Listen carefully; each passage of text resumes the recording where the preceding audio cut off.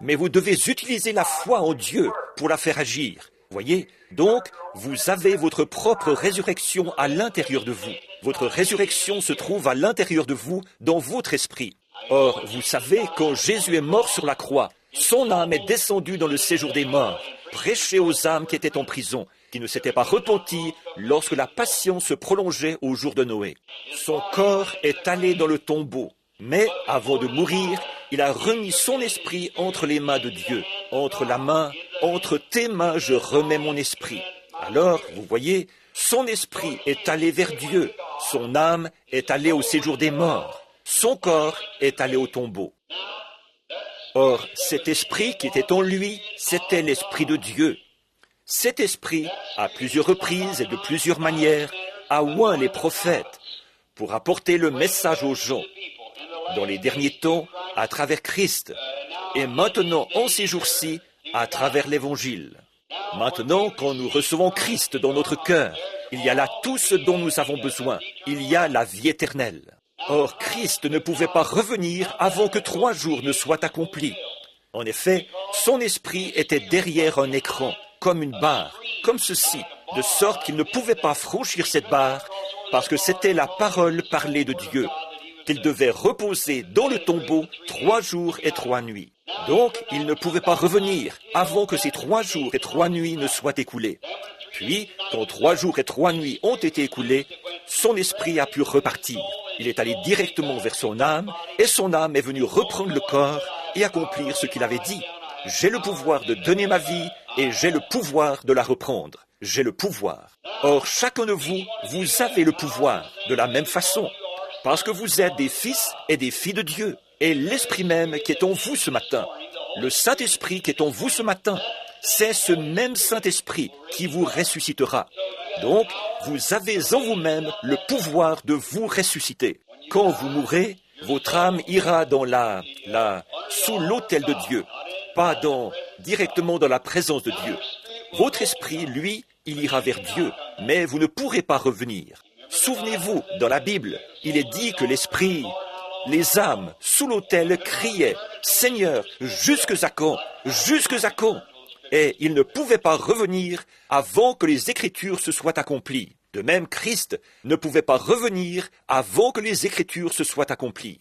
Alors, après que tout aura été fait, que toute la souffrance sera terminée, et que les frères auront souffert les mêmes choses, ou que nous aurons souffert comme eux ont souffert et tout, alors ce jour-là, vous saurez exactement où vous êtes enterrés. Dieu laissera repartir votre esprit et celui-ci viendra vers l'âme. Maintenant, l'âme, c'est la partie de vous qui sait et qui comprend votre intelligence. Vous vous souvenez de la vision que j'ai eue il n'y a pas longtemps, ou du petit ravissement, quand je suis allé dans ce lieu et que j'ai vu ces personnes? Or, votre esprit reviendra vers ce corps-là, ce genre de corps-là, l'âme, qui est un corps qui n'a pas besoin de manger et ainsi de suite. Si cette tente où nous habitons sur la terre est détruite, nous en avons déjà une qui nous attend, un corps céleste. Avec cet esprit et cette âme, ce corps céleste, alors vous ressusciterez ce corps naturel pour le glorieux millénium.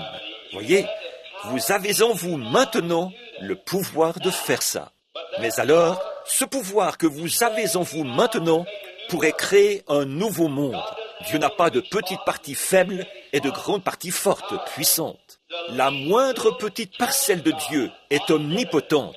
Voyez-vous, la moindre petite parcelle de Dieu. Alors, vous savez, j'essaie de vous amener dans la foi maintenant.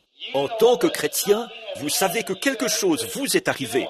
Le savez-vous? Avant, vous viviez ici, en bas, dans la souillure, avec toute la souillure et le péché, et la boisson, et les jeux d'argent, et les choses du monde. Eh bien, dès que vous avez cru que Christ avait pardonné vos péchés, vous vous êtes élevé au-dessus de ce genre de choses-là. Maintenant, vous vivez ici, plus haut, voyez-vous, au-dessus de tout ça. Pourquoi? Parce que vous croyez que vous êtes un chrétien. Alors, une fois que vous avez accepté Christ et que le Saint-Esprit est venu à vous, vous avez foi dans le Saint-Esprit, qui vous donne le pouvoir de vivre au-dessus de ce genre de vie-là, de péché. Eh bien, maintenant, la seule chose que vous avez à faire pour vous élever plus haut dans la guérison, c'est simplement d'avoir plus de foi. c'est simplement de continuer à monter. Voyez, et vous y voilà. Maintenant, vous êtes malade et vous n'êtes pas un chrétien. Devenez un chrétien tout de suite, pour que, en devenant un chrétien, cette puissance de guérison entre en vous. Et c'est ce qui vous donnera la foi pour vivre au-dessus du péché. C'est ce qui vous donnera la foi. Et tout ce dont vous avez besoin pour ce voyage-ci est en vous maintenant même. La seule chose que vous avez à faire, c'est d'avoir la foi en Dieu, qui fait sortir de vous les bonnes choses qui sont en vous par le Saint-Esprit. Est-ce que vous comprenez clairement maintenant? Vous avez saisi? Je crois que Billy m'a dit hier soir, il m'a appelé et il me disait de venir ce matin, spécialement pour une personne qui est venue en pensant que nous avions des réunions cette semaine sur les 7 sceaux. Et ils ont amené un enfant malade, je crois. Alors, si vous êtes ici maintenant, monsieur, souvenez-vous, vous ne pouvez pas, c'est votre foi qui devra entrer en action pour cet enfant, si c'est un petit enfant en bas âge. Mais maintenant, je vais prendre un autre passage de l'Écriture, si c'est d'accord, un petit instant. Souvenez-vous, là, dans les évangiles, nous lisons au chapitre 16, je crois, des Actes, que Paul et Silas étaient en prison une nuit.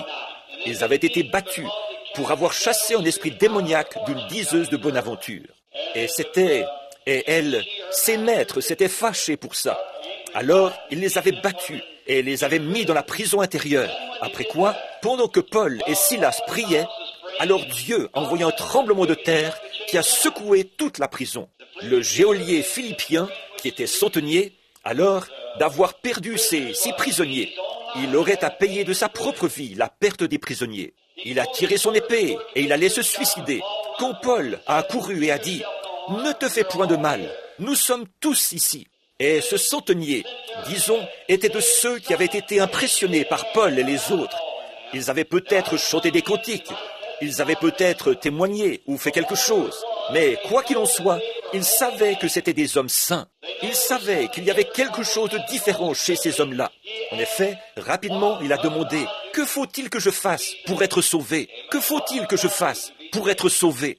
Alors Paul a dit « Crois au Seigneur Jésus-Christ, et toi et ta famille, vous serez sauvés. » Eh bien alors, si de croire au Seigneur Jésus-Christ, ça ne veut pas dire que son salut à lui allait sauver sa famille. Mais s'il a assez de foi en Dieu pour son propre salut, il peut avoir la même foi pour sa famille. Et sa famille devra entrer aussi. Voyez-vous, même chose. Tout comme Job l'avait fait, comme je l'ai dit l'autre soir, là-bas en Géorgie à une réunion. J'ai dit, Job, il disait, « Bon, je ne sais pas si mes enfants péchaient, mais s'ils avaient péché, et Job avait une seule chose à faire, pour être juste, c'était d'offrir un holocauste. Il disait qu'il allait offrir l'holocauste. Et alors, si ses enfants avaient péché, ils seraient pardonnés de leurs péchés. Et c'était vraiment une bonne chose que leur père ait fait ça. C'était bien pensé de la part de ce père. Nous avons besoin de plus de pères de cette trempe aujourd'hui. Et Job a offert l'holocauste. Ça, c'était avant que sa tragédie commence. Mais quand tous ses enfants ont été tués, et toutes ses brebis détruites, et que tout ce qu'il avait lui a été enlevé, il était assis sur le tas de cendres derrière sa maison. Il se grattait avec un tesson. Avez-vous remarqué, après les jours de sa tragédie, quand Dieu s'est mis à lui redonner, là où il avait eu 10 000 têtes de bétail, et ainsi de suite, il lui en a redonné le double, et le double du nombre de ses brebis, et le double de tout. Mais, avez-vous remarqué, et Dieu a aussi donné à Job ses 7 enfants. Vous êtes-vous déjà demandé où ils étaient? L'Holocauste les avait représentés. Ils étaient sauvés dans la gloire. Ils attendaient qu'il arrive. Il est avec eux aujourd'hui. Toi et ta famille, vous serez sauvés. Voyez? Alors Job avait une seule chose à faire pour être juste. C'était d'offrir l'Holocauste. Vous avez une seule chose à faire pour être juste. C'est d'avoir la foi en Dieu. Car c'est par la foi que vous êtes sauvés. C'est par la foi que vous êtes guéris. C'est par la foi que vous recevez tout ce que vous avez. Voyez? C'est par la foi que vous le croyez. Alors, crois au Seigneur Jésus-Christ, et toi et ta famille, vous serez sauvés. Maintenant, monsieur, si vous avez ici avec vous le bébé pour qui on doit prier, croyez vous-même. Je suis ici pour mettre ma foi avec la vôtre. Et ensemble, nous allons croire que Dieu guérira ce bébé. Vous voyez, nous avons en nous le pouvoir de faire ça. Vous avez en vous le pouvoir de le faire. Chaque chrétien a le pouvoir de le faire. Mais maintenant, si nous pouvons seulement arriver à... Ce pouvoir est contrôlé par une loi. Comme je l'ai souvent dit, c'est comme la gravitation qui contrôle l'eau, parce que c'est une loi. La gravitation contrôle l'eau. Le soleil est contrôlé par la Terre, la rotation de la Terre. Vous ne pouvez pas faire quelque chose au soleil, là, dire « Je crois que j'ai envie de dormir un peu plus longtemps. Retiens-toi 1 heure. » Il ne le fera pas, voyez-vous, parce qu'il y a une loi. Si vous agissez selon cette loi, eh bien, alors, tout ira bien. Si vous vous couchez à l'heure, vous pourrez vous réveiller à l'heure. Et si vous... Par exemple, nous avons le lac supérieur, le lac Ontario, le lac Huron et tous les grands lacs là-haut. Nous avons des dizaines de milliers d'acres de terre au Nevada, en Californie, en Arizona et au Nouveau-Mexique qui sont en train de griller à cause du manque de cette eau. Des terres où on pourrait cultiver n'importe quoi. Vous pourriez nourrir le monde entier là-bas, si seulement vous aviez là-bas cette eau qui se trouve là-haut. Et ces lacs n'en seraient pas affectés, parce qu'ils sont alimentés par des sources. Dès que leur niveau baisse, ils remontent aussitôt, parce que la gravitation le maintient là. Eh bien, alors, si vous pouvez agir selon la loi de la gravitation, vous pourrez prendre tous les grands lacs et arroser toutes les contrées là-bas et nourrir le monde entier. Plus personne n'aurait faim. Mais vous ne pouvez pas rester assis là et dire « Oui, je le vois, c'est sûr, il faut que vous alliez le faire. » Eh bien, c'est pareil pour la loi de Dieu. La loi de Dieu, c'est la foi. Nous avons la foi ici ce matin pour guérir toute maladie, pour tout faire. Mais c'est contrôlé par une loi. Et cette loi, c'est la foi. La loi de Dieu, c'est la foi. Jésus a dit « Tout ce que vous demandez en priant, si vous pouvez croire que vous l'avez reçu, cela vous sera accordé. » Voilà. Alors, c'est la foi qui contrôle ça. Et la foi nous est donnée selon le besoin que nous en avons. Or, Dieu donne à certains d'entre nous une certaine portion de foi, à d'autres une autre portion de foi. Ce n'est pas une grande puissance surnaturelle que vous avez, parce que quand vous devenez chrétien, vous avez déjà la puissance, mais vous manquez de foi pour faire agir cette puissance. Alors maintenant, ce matin, quand vous viendrez pour qu'on prie pour vous, souvenez-vous, la Bible a dit ceci. Ceci est vrai. Jacques 5, 14. S'il y a parmi vous des malades, qu'ils appellent les anciens de l'Église. Que les anciens les oignent d'huile et qu'ils prient pour eux. La prière de la foi sauvera le malade et Dieu le relèvera. C'est une promesse, si vous y croyez. Donc, voyez-vous, la guérison est donnée sur une base individuelle. Elle l'était aussi au jour de Jésus de Nazareth. Il ne pouvait pas guérir les gens en allant contre leur propre foi. Il disait, « Je le peux, si vous croyez. Si vous croyez que je suis capable de faire cela, je peux le faire. Si vous pouvez le croire. » Ainsi, certaines personnes projettent la puissance de guérison sur quelqu'un d'autre, des évangélistes. Ce n'est pas ça. La puissance de guérison est en vous. Elle est en vous. Ils mettent simplement la charrue avant les bœufs. L'évangéliste n'a pas le pouvoir de guérir. C'est le Saint-Esprit qui a le pouvoir de guérir. Et vous avez le Saint-Esprit. C'est le petit arbre que vous êtes. Et toutes les choses dont vous avez besoin sont en vous. Ainsi donc, vous commencez simplement à boire de la promesse de Dieu, à dire, c'est la vérité. Dieu a dit qu'il me guérirait. Par ses meurtrissures, je suis guéri. Voilà, vous savez ce que vous faites? Vous commencez à faire sortir de vous la guérison, c'est tout, voyez? Et alors quoi? Les autres peuvent voir ce que vous avez. Or, qu'est-ce que c'est? La foi est une ferme assurance des choses qu'on espère, une démonstration de celles qu'on ne voit pas. Je pourrais planter ce petit arbre quelque part. Je ne vois pas les pommes, mais elles sont en lui. Ce petit arbre sait qu'elles sont en lui. Alors, il commence simplement à boire, à pousser, parce qu'il savait, c'est en moi. Je vais les faire sortir au bout d'un moment. Donnez-moi un peu de temps. Gardez-moi encore un peu de temps.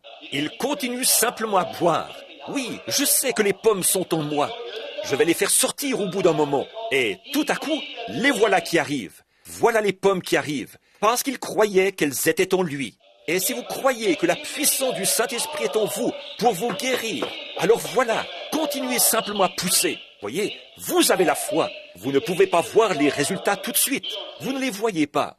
Maintenant, voyez-vous, Jacques a justifié Abraham par ses œuvres.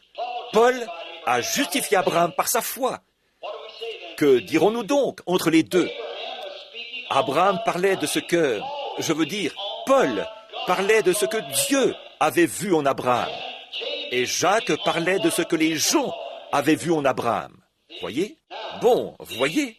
Donc, Dieu le savait, avant que le bébé vienne, qu'Abraham avait la foi. Et Abraham l'a prouvé à Dieu en agissant comme si le bébé allait venir, alors qu'il était stérile. Il n'avait pas d'enfant, le sein de sa femme était mort, et lui, il était stérile. Mais pourtant, il savait que quelque part, à l'intérieur, se trouvait ce bébé. Vous voyez, il a continué à boire la promesse. Il s'appuyait contre le grand El Shaddai de Dieu, la mamelle. Il s'appuyait là, il buvait, en sachant que Dieu le lui donnerait. Il savait que c'était une promesse et qu'il devait le faire. Et nous sommes les enfants d'Abraham. Alors, appuyons-nous sur sa promesse et accrochons-nous-y en sachant que Dieu le fera. Il l'a dit. Vous le croyez maintenant? Alors que les malades se mettent en ligne, ici, sur un côté ou l'autre, ceux qui veulent qu'on prie pour eux, et nous allons faire venir l'ancien ici, et nous allons les oindre d'huile. Je vais prier pour eux, et nous allons croire que Dieu rétablira chacun d'eux. Si tu peux croire, Teddy, où es-tu? Viens par ici, du côté droit, c'est bien. Et je voudrais que tu joues, crois seulement. Pendant qu'il s'approche, courbons donc la tête, le reste de l'auditoire, et soyons en prière pour ces gens qui s'approchent. Notre Père Céleste, nous t'amenons ce matin au nom de Jésus-Christ, cette pauvre humanité, malade, souffrante, qui est dans cet état désastreux, terrible. Je crois en toi, Seigneur. Je sais que tes paroles sont vraies. Elles sont si vraies. Elles ne peuvent pas faillir, parce qu'elles sont la parole éternelle de Dieu, qui dure à toujours. Elles sont toutes puissantes, comme Dieu l'est, parce qu'elles sont une partie de lui. Au commencement était la parole, et la parole était avec Dieu, et la parole était Dieu. Et la parole s'est faite chair, et elle a habité parmi nous. Maintenant nous croyons ça, Seigneur, de tout notre cœur, de toute notre âme, avec tout ce qu'il y a en nous. Nous le croyons. Et j'ai essayé, d'une façon simple, enfantine, de le présenter aux gens, pour qu'ils puissent comprendre et savoir que la puissance de Dieu se trouve en eux. S'ils peuvent seulement avoir leur foi et suivre les ordres de Dieu. C'est comme ça qu'ils ont été sauvés. Ils sont venus, ils se sont repentis de leurs péchés et ils se sont fait baptiser au nom de Jésus-Christ selon la Bible, acte 2. Et puis, Pierre avait dit, là, vous recevrez le don du Saint-Esprit. Et il est bienvenu, parfaitement, parce qu'il est la parole de Dieu manifestée. Eh bien, maintenant, Père, nous savons que la même chose est vraie quand nous soignons les malades et que nous prions pour eux. La prière de la foi sauvera les malades. Dieu les relèvera. Oh Dieu, qu'ils repartent de cet autel, chacun d'eux, ici ce matin, tellement heureux et dans la joie de savoir que Dieu les a guéris. Va et sois guéri, car nous te les confions maintenant au nom de Jésus-Christ. Puisse chacun d'eux être guéri et saisir la vision, ce qu'elle signifie, comme Abraham qui appelait les choses qui n'étaient point comme elles étaient. Peu importe quels sont les résultats, ça n'a rien à voir avec la foi. Les résultats, ce n'est rien. La foi est déjà fixée solidement. Et la foi est une ferme assurance des choses qu'on espère, une démonstration de celles qu'on ne voit pas. Oh Dieu, puisse cela descendre profondément dans leur cœur, car ils ont besoin de toi. Je m'avance en tant que ton humble serviteur pour me tenir ici avec d'autres serviteurs. Et je prie Dieu de mettre quelque chose dans notre cœur pour ces malades. Nous le demandons au nom de Jésus. Amen. Quelqu'un a dit que frère Estelle Biller était dans le bâtiment. Je crois qu'il y a un autre ministre ici qui nous a conduits dans la prière ce matin. Nous aimerions demander à tous les ministres qui sont ici, quels qu'ils soient, si vous voulez bien venir vous placer ici, autour de l'autel avec nous, pendant un petit instant, là, s'il vous plaît, frère. Et les hommes, frère Ben, merci. Avancez-vous jusqu'ici et placez-vous autour de l'autel ici, pour que nous puissions prier avec ces gens, leur imposer les mains. Maintenant, pendant qu'ils jouent ce chant et que les ministres prennent leur place ici pour pouvoir, chacun de nous, imposer les mains aux malades. Voyons un peu. Quelqu'un descend de la montagne là-bas. Je vois venir un homme. Il n'était pas différent des autres hommes. Il n'était qu'un homme ordinaire, de petite taille, plutôt frêle. Alors que nous le voyons en train de regarder, ses yeux se sont abaissés sur une scène qui se passait dans la vallée. C'étaient ses apôtres. Il y avait là un garçon. Il était épileptique. Et sans doute qu'il disait « Guéris-le, Seigneur, guéris-le ». Mais voyez-vous, juste dire « Guéris-le, Seigneur, guéris-le », ça ne suffira pas. Ça ne suffira absolument pas. Il faut qu'il y ait quelque chose derrière ce « Guéris-le, Seigneur, guéris-le ». Voyez?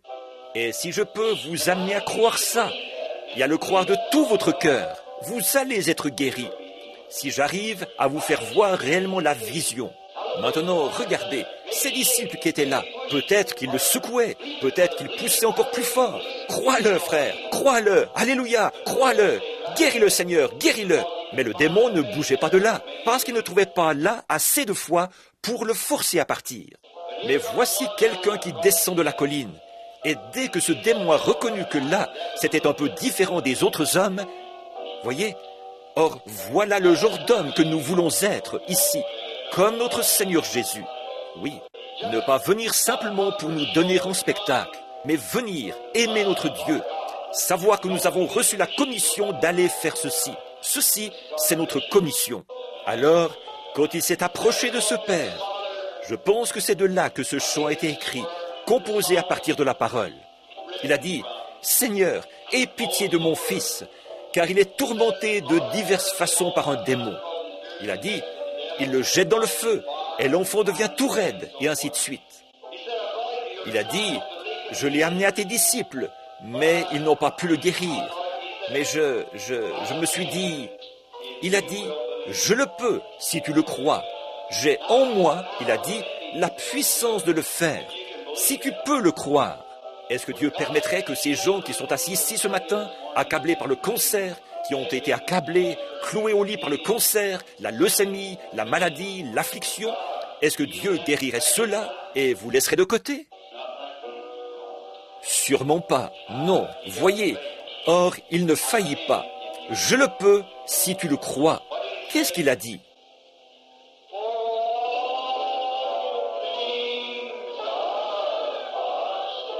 Car tout est possible. Crois. Bien, frère Tyler, venez. Alors crois seulement. Crois seulement. Maintenant, pendant que je prie, je veux que vous imposiez les mains aux gens. Quels que soient leurs besoins, bénissez par la prière de la foi et continuez. Frère Neville, toi, moins d'huile. Et les frères, je veux que chacun de vous dans l'auditoire, vous gardiez la tête inclinée, là, chacun profondément en prière. Crois.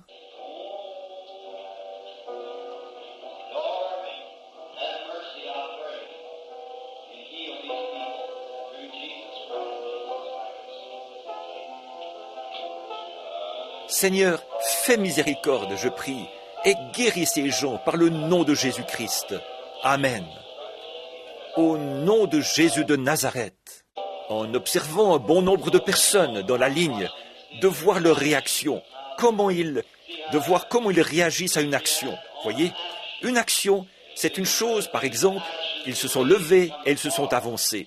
Une autre chose, c'est la façon dont ils réagissent à cette action qu'ils ont accomplie. Après qu'ils en sont venus à croire que, quand on aura prié pour eux, ils seront guéris. Alors observez la réaction de leur action. Bon, notre pasteur a son message pour nous ce matin, j'en suis sûr. J'aimerais faire une observation sur quelque chose, un petit instant. Une jeune catholique s'est tenue là, près de l'autel. Il y a quelques jours, elle était chez moi, elle et son mari. Et je connais son mari depuis longtemps. Et il y a eu quelque chose là, pendant que nous étions assis pour un entretien privé. C'est là que nous avons eu la vision. C'est là que avant, je faisais ça ici à l'église, mais ça prenait la matinée et tout. Et donc, c'était là. Je n'ai rien dit du tout, étant donné que c'était une jeune fille. Et une autre chose, elle avait, depuis toujours, été élevée dans une église catholique et tout. Mais elle s'est mise à parler pour sa mère. Et à ce moment-là, j'ai eu une vision de sa mère. Je lui ai dit quel était le problème de sa mère. Je l'ai décrite et l'apparence extérieure de sa mère. Bien sûr, c'est à elle d'en juger, si c'était juste ou pas. Je n'avais jamais vu sa mère de ma vie. Ça, elle le sait. Et cette jeune fille, ce matin, elle est venue à l'autel, ici. Elle s'est tenue là pour faire une confession et accepter Christ comme son sauveur. Elle a fait ça à l'hôtel ce matin. Frère Neville, sans le savoir, il la ointe d'huile. La façon dont Dieu agit. Il la ointe d'huile pour les malades. Mais observez l'action du Saint-Esprit. Maintenant, comme elle avait été ointe, pas vraiment malade, mais ointe. Voyez-vous comme ça fait tout concourir au bien? Maintenant, elle s'est tenue là, comme chrétienne, après être devenue ce que nous croyons être une chrétienne. Alors elle a dit, « Voudriez-vous prier pour ma mère? Elle est malade. » C'est la même personne. Donc, l'huile d'onction a été appliquée en avance. Je me suis dit que ça convenait vraiment bien, voyez-vous, de la part de quelqu'un qui vient d'être sauvé. Christ a pris notre parti à tous. Il prend le parti de tous. Et dès que cette jeune fille est devenue chrétienne, alors elle aussi, elle veut prendre le parti de quelqu'un. Ce qui montre que l'Esprit de Christ entre en nous quand nous sommes réellement sauvés. Ça, c'est vraiment bien. J'apprécie certainement ça. Ce bel esprit chrétien, de foi. Maintenant, souvenez-vous, là. Maintenant, à l'égard de cette jeune femme, elle est ici quelque part. Et d'une autre catholique qui est venue.